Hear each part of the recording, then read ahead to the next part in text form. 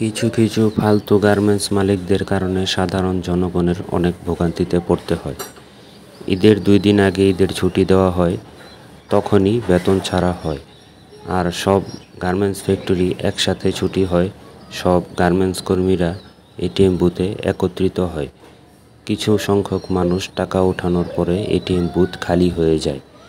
এখানে এই সাধারণ মানুষগুলো অনেকেই টাকা তুলতে পারে না, তাদের অনেক সময়ের অপচয় হয়।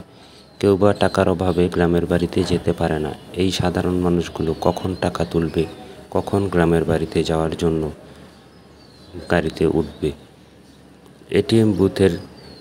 এটিএম ব্যাংকেও আমার এই প্রশ্ন এবং গার্মেন্টস মালিকদেরকেও এই প্রশ্ন, কবে তারা সাধারণ জনগণের সমস্যা বুঝতে পারবে?